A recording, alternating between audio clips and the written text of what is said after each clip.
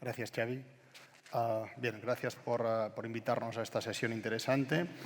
Antes de empezar, quería decir que en la UPC también hemos seguido esta estrategia que ha presentado la directora general y también la directora de H2CAT, que es establecer este tipo de paraguas dentro de la universidad que permita ver aquellos centros, aquellos laboratorios, aquellos investigadores que trabajan en este tema y reunirlos bajo un mismo paraguas. Es decir, estamos haciendo el paraguas pequeño más uno más grande más uno más grande. Esto es muy interesante porque nos permite incluso a la propia universidad conocernos a nosotros mismos, saber qué estamos haciendo en los diferentes departamentos y establecer colaboraciones que, aunque de una forma incipiente, porque hace relativamente poco, ya estamos tirando adelante. De hecho, la semana pasada se inauguró el laboratorio del hidrógeno en la propia Universidad Politécnica de Cataluña.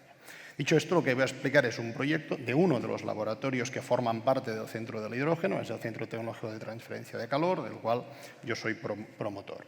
El proyecto que voy a explicar, el reto tecnológico, es un proyecto europeo, está dentro de Clean Aviation y va en la idea de desarrollar un sistema de acumulación del tanque de hidrógeno diferente a los que existen hoy en día, en base evidentemente a una patente y diferentes partners que hay dentro del proyecto. La idea es desarrollar un tanque que sea lo más leve posible, que pese lo mínimo posible, con los materiales que tengan pues, un tiempo de vida importante, que evidentemente tenga un ciclo de vida interesante, y luego lo que tenemos que ver es cómo este tanque tiene que trabajar en condiciones reales, con las limitaciones que esto comporta en un sistema que es diferente al actual. Como seguramente sabéis, los tanques de hidrógeno básicamente o comprimimos el hidrógeno gas o lo licuamos a condiciones criogénicas para tener una presión atmosférica.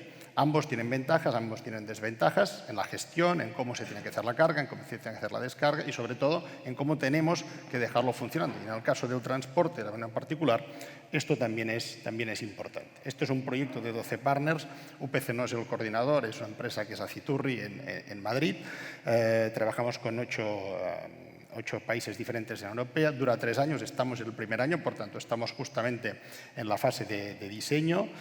Es de 9 millones de euros y el coordinador, como he dicho, es Aciturri.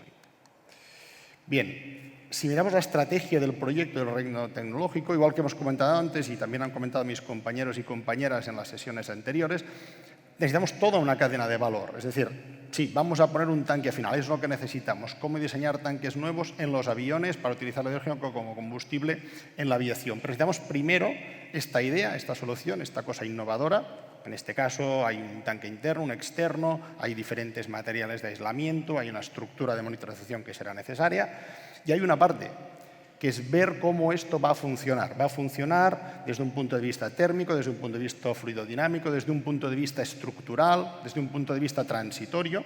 Y todo esto lo englobamos básicamente en lo que son modelos virtuales, lo que llamamos un digital twin, que está muy de moda. El digital twin es algo que es muy interesante, evidentemente, son herramientas virtuales que tienen que ser rápidas, tienen que ser fiables, tienen que ser precisas, pero que obviamente esto tampoco es la panacea, necesita ser alimentado por simulaciones al más alto nivel que den un valor cierto, certero, que luego alimentará estos modelos de Digital Twin mediante Surrogate Models o lo que sea. Por lo tanto, hay como estos 2 o 3 trabajos de integración. Lógicamente, después tendremos que integrar este tanque en toda la estructura, dentro del sistema del avión. Habrá que hacer este estudio de optimización del diseño, assessment en sostenibilidad y life cycle analysis. Y, finalmente, hacer pruebas de prototipaje a mayor escala, sobre todo con el tema de la tolerancia, sobre todo de detección de fugas, los aspectos de válvulas criogénicas que tiene que haber en el sistema, el shut-off, presurización, etc. Por nuestra parte, ¿qué hacemos? Pues voy a hacer un poco aspecto académico. ¿Qué nos pasa cuando tenemos un fluido en condiciones criogénicas? Cuando tengo líquido a muchísima baja temperatura y una parte de vapor. Pues lo que pasa habitualmente cuando tengo líquido y vapor. Cuando habrá unas cargas térmicas, esto se calentará. Y al calentar, ¿qué pasa? Pues que parte del líquido pasará a vapor y eso presuriza el sistema y esto obliga pues, a venteo, a descargas, a tener una gestión de todo esto. ¿Y qué pasa además cuando tenemos el transporte? Ese tanque se mueve y en ese movimiento genera lo que llamamos el sloshing. Claro, esto en según qué fluidos y en según qué estadios es muy conocido, hay mucha literatura, se puede ver, pero hay campos en que es desconocido, en que no hay un equilibrio termodinámico que hemos estudiado todos de condiciones de saturación y tal. Hay toda una serie de fenómenos aquí dentro. Hay vaporizaciones, output boiling, hay un sistema de no equilibrio entre líquido y vapor. Y esto hay que estudiarlo con simulaciones al más alto nivel. Y esto es lo que hacemos nosotros en este proyecto. Para ver un poco la idea, evidentemente no es el tanque porque está patentado, pero la idea es esto, es decir, hay un sistema dentro donde tendremos hidrógeno líquido, donde habrá una parte de vapor y donde tengo que tener pues, un sistema de calentamiento, es decir, ahí habrá pool boiling, donde hay un sistema de venteo, ¿vale?, para mantener esas presiones, y donde hay un sistema con 2 tanques, con elementos aislantes, etcétera, etcétera. ¿De acuerdo? En esta idea, en la parte de simulación, ¿qué 4 aspectos importantes hay? La simulación de los efectos de cambio de fase, que no son sencillos. Si ya es difícil diseñar una pala de un aerogenerador o ver qué pasa en coeficientes de fricción en diferentes elementos, imaginaros aquí si además añadimos el efecto de cambio de fase, donde tengo el mismo fluido, el hidrógeno en este caso, en estado líquido y en estado gaseoso. Y ver que somos capaces de diseñar muy bien cuando se está moviendo, cómo se está moviendo, ¿de acuerdo?, cómo está funcionando, cómo se está evaporando, qué relaciones de cantidad de movimiento y energía tenemos en estos efectos, cómo interaccionamos con el sólido, con la estructura, ¿vale?, con efectos que esto tiene y, evidentemente, al final, la parte también de thermal breaches, de puentes térmicos que hay entre ellos. En este estadio que estamos ahora, después de las especificaciones del proyecto, estamos en esta parte de diseño, de integración, estamos haciendo estas simulaciones, estamos desarrollando la parte del diseño con un objetivo, al final, que es diseñar este tanque, qué materiales, qué tamaños, qué dimensiones y cómo va a funcionar para diferentes condiciones de trabajo. Evidentemente, después habrá una parte de prototipado y de testeo del mismo.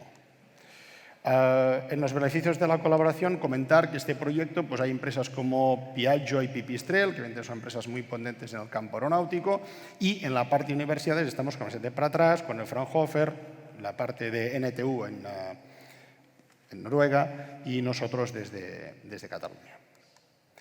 Como impacto, bueno, parece bastante evidente y va muy ligado con lo que mis compañeros y compañeras han comentado. Tenemos que ir a la descarbonización. En el campo de la aviación también, por supuesto, sabemos que es los elementos que más emisiones de CO2 tiene, contribuir al avance de estas tecnologías. Muchas veces toda esta parte que se ha generado para la aviación después es transferible, es transportable a otros ámbitos, eso también es importante en el mismo sistema, contribuir a la neutralidad en el sector de la aviación, hacer a esta parte hacia el mercado, tener demostradores en un tiempo bastante corto, nos están exigiendo y son muy exigentes, porque evidentemente la aviación es un gasto importante, queremos ir al 2026, que es prácticamente ya, y conseguir eso, reducir el 100% las emisiones de CO2 en los aviones, lo cual, si realmente se consigue, será un éxito muy, muy notable. Diría que está. Muchas gracias.